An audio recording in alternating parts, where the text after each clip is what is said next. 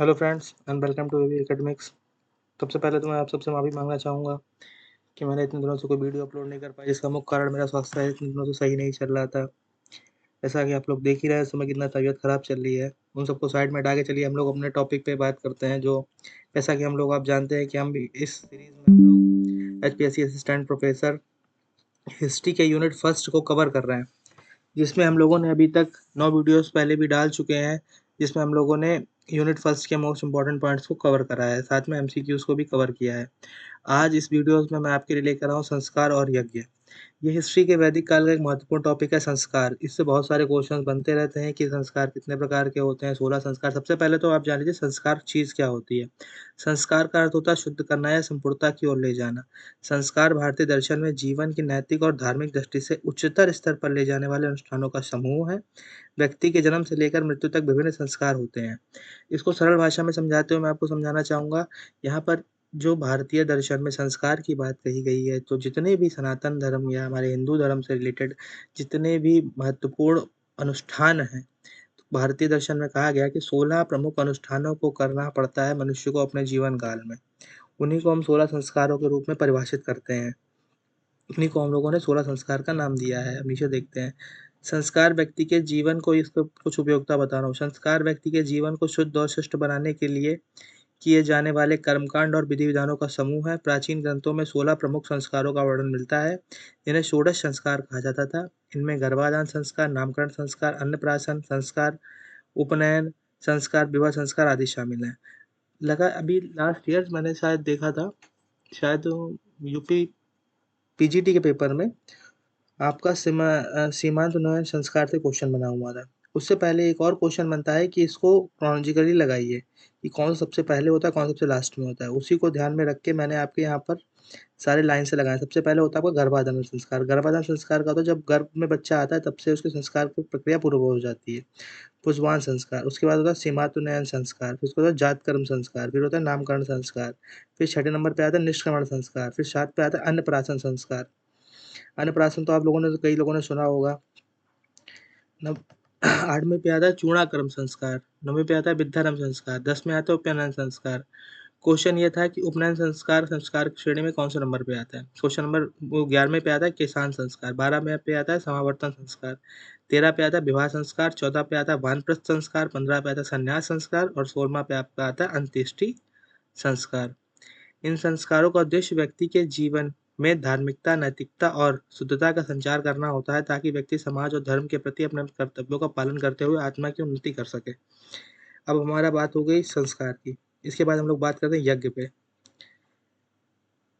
अगर आप लोगों ने अभी तक वीडियोस को पूरा इतना देख लिया है तो इसको प्लीज़ सब लोग सब्सक्राइब कर दिए, लाइक करिए। आपको सिर्फ और सिर्फ ना ही एसपीएससी बल्कि ये सारे हिस्ट्री के रिलेटेड जितने भी एग्जाम्स होंगे, चाहे वो एनबीएस हो, केवीएस हो, पीजीटी हो, एलटी ग्रेड हो, कोई भी हो, आपको उसमें पूरी तरीके से इसका उपयोगी सिद्ध होंगे, क्योंकि ये सिर्फ कोई भी आपको डिटेल एनालिसिस में वीडियो हिस्ट्री के बना के नहीं देगा। वो आपको एक जो सिलेबस गाइड आपका जो जैसा आपका होता है, पहले आपका होता है एंशिएंट, फिर मेडिएवल, फिर मॉडर्न पढ़ा देगा।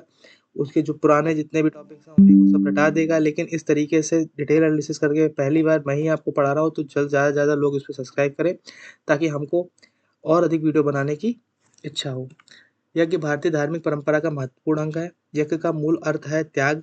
यह एक धार्मिक अनुष्ठान होता है जिसमें देवताओं की पूजा और आह्वान के लिए अग्नि में आहुति दी जाती है। यज्ञ को धर्म के कर्तव्यों में शामिल किया गया और उसे वैदिक काल में अत्यधिक महत्व दिया गया था। अब मैं इसको आपको शॉर्ट में समझाऊं, तो जब आप जैसे हड़प्पा सभ्यता के बाद जैसे हम हड़प्पा सभ्यता के उत्तर हड़प्पा सभ्यता में देखते हैं, तो कहीं न कहीं प्राकृतिक तत्वों की प्रधानता थी।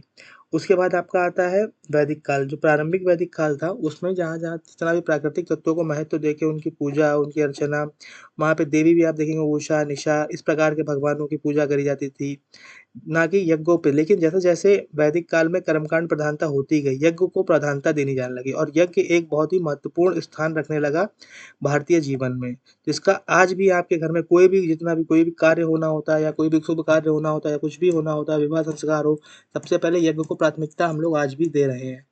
यज्ञ के मुख्यतः 3 तत्व होते हैं। देव पूजन। देव पूजन मीन्स है कि आप अपने देवता को क्या अर्पित कर रहे हैं। यज्ञ में देवताओं को प्रसन्न करने के लिए मंत्रों का उच्चारण और उनकी स्तुति की जाती है। सेकंड नंबर पे आता है यज्ञ का प्रमुख तत्व है संस्कृति।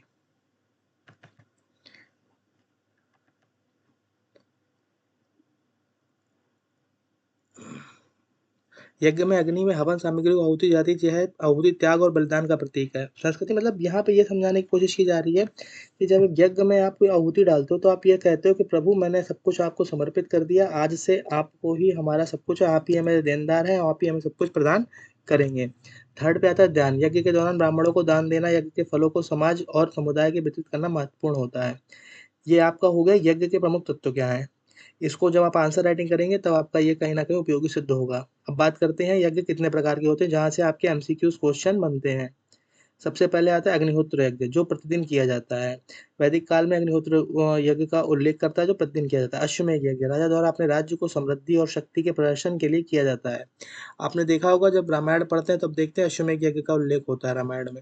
या रामायण सीरियल भी किसी ने देखा हो तो देखेंगे कि उसमें घोड़े को हम लोग एक क्षेत्र से दूसरे क्षेत्र में भेज देते हैं और ये देखा जाता है अगर उस घोड़े को कोई रोक लेता है तो उससे उस राजा का युद्ध होता है जिसने अश्वमेध करके कराया होता है। नहीं अगर वह रोकता है तो स्वतः ही वह उसके क्षेत्र में मतलब वो उनकी टेरिटरी में वो मान लेते हैं कि इसकी उन्होंने अधीनता स्वीकार कर ली। थर्ड पे आता है आपका राजस्व यज्ञ। राज्य राजा के राज्याभिषेक के समय किया जाता है। कौन सा? राजस्व यज्ञ। क्वेश्चन नंबर लगता है राजस्व यज्ञ कब किया जाता है? राजा के राज्याभिषेक के समय। यज्ञ का उद्देश्य न केवल देवताओं को प्रसन्न करना होता है बल्कि यह समाज की भलाई, पर्यावरण संरक्षण और आत्मा की शुद्धि के लिए भी आवश्यक है। इस प्रकार संस्कार योग भारतीय जीवन दर्शन के प्रमुख अंग हैं जो व्यक्ति के शारीरिक, मानसिक, सामाजिक और आध्यात्मिक उन्नयन का मार्ग प्रशस्त करते हैं। अब बात हो गई, मैंने इसको टॉपिक आपको समझा दिया दोनों। अब इसके एमसीक्यूज़ की बात कर लेते हैं जो अभी तक जितने भी आए हुए हैं। सबसे पहले करते हैं बात कितने प्रमुख संस्कार होते हैं। जो मैंने पहले यूजीसी ने जो जून 2018 के पेपर में आया 16 प्रकार के संस्कार होते हैं, इसका आंसर हो जाएगा। उपनयन संस्कार का संबंध किस जीवाश्रम से है? ये आया था यूपी से 2009 में। गृहस्थ, वानप्रस्थ, ब्रह्मचर्य, संन्यास। उसका आंसर होगा ब्रह्मचर्य। जब आप शिक्षा के लिए जाते हैं, जैसे केशातन के बाद आता है आपका संस्कार, तो उसमें उपनयन संस्कार होता है जिसमें आपको जैसे हमारे यहाँ जनेऊ संस्कार होता है उसी को प्रकार से जब आप विद्यारंभ आसन करते हो उसके बाद आपको उपनयन संस्कार से गुजरना होता है जो आपके ब्रह्मचर्य से रिलेटेड होता है। अंत्येष्टि संस्कार क्या होता है? सबसे आखिरी संस्कार जो 16वां संस्कार में होता है, इसका मतलब मृत्यु होता है। सी हो जाएगा। यज्ञ का प्रमुख उद्देश्य क्या होता है? जैसे मैंने आपको बताया था, धन अर्जन नहीं, सामाजिक प्रगति नहीं, देवताओं की पूजा, पर्यावरण संरक्षण, यही सी। अन्नप्राशन संस्कार का मैंने बोला था अन्नप्राशन से आया था एमईपी से 2000 किस क्वेश्चन ये था पीसीएस में शायद 1998 में आया था कि अन्नप्राशन संस्कार कौन सा नंबर पे आता है? 10वें पे आता है। यह है अन्नप्राशन संस्कार का संबंध किससे? विवाह से, पहली बार भोजन ग्रहण करने से। तो उसका आंसर बहुत ईजी है, पहली बार भोजन ग्रहण करने से। किस संस्कार को विद्यारंभ संस्कार कहा जाता है? इसका आपका हो जाएगा नामकरण नहीं, चूड़ाकरण नहीं, उपनयन। उपनयन हो जाएगा। अन्नप्राशन संस्कार, इसका आंसर है उपनयन संस्कार, सी। करो नहीं आ रहा। फिर नेक्स्ट क्वेश्चन देखते हैं, क्वेश्चन 7। शास्त्रों के अनुसार विवाह संस्कार किस प्रकार का संस्कार है? नैतिक संस्कार है, शारीरिक संस्कार है, सामाजिक संस्कार है, धार्मिक संस्कार है। यह एक प्रकार का धार्मिक संस्कार है। नामकरण संस्कार कब संपन्न किया जाता है? नामकरण संस्कार आपका जन्म के तुरंत बाद नहीं, 6 महीने बाद, 10 दिन बाद, 1 वर्ष बाद, 10 दिन बाद। ये क्वेश्चन बिहार पीसीएस 2021 में आया हुआ है। ये देखिए जितने में मैंने क्वेश्चन आपको कराता हूँ अभी तक पिछले वीडियोस में भी देखेंगे सारे के सारे वही क्वेश्चन मैं आपको करवा रहा हूँ जो आए हुए हैं। अगर आप लोग चाहते हैं मैं इसकी वीडियो पूरी तरीके से आपको पीडीएफ अपलोड कर दूँ तो मुझे कमेंट बॉक्स पर डाल दीजिए, नहीं तो हमारे टेलीग्राम चैनल पर जुड़ के वहाँ से वीडियो आप लोग प्राप्त कर सकते हैं। यज्ञ की अग्नि में आहुति किसके लिए दी जाती है? देवताओं की संतुष्टि के लिए, भोजन प्राप्त करने के लिए, धन प्राप्ति के लिए, या देव सबसे पहला ही हो जाएगा, पढ़ा है तो देवताओं की संतुष्टि के लिए। क्वेश्चन हो अगर कि अश्वमेध यज्ञ का जो होता है वो किसके लिए किया जाता है? तो युद्ध जीतने के लिए किया जाता है। अन्नप्राशन किसका प्रतीक है? पहली बार भोजन करने का। अग्निहोत्र यज्ञ किस उद्देश्य से किया जाता है? अग्निहोत्र मैंने बताया था किस लिए? युद्ध के लिए, प्रतिदिन घर की समृद्धि के लिए। अग्निहोत्र घर में सुबह उठ के जैसे आप पूजा पाठ करते हो ऐसे ही डेली उठ के सुबह उठ के आपने 10 आहुति डाल दी, 20 आहुति डाल दी, उसको अग्निहोत्र यज्ञ कहते हैं। ये क्वेश्चन रिपीटेड लगता है। विवाह संस्कार किस श्रेणी में आता है? ये आपका ये आपके धार्मिक सामाजिक संस्कार में आता है।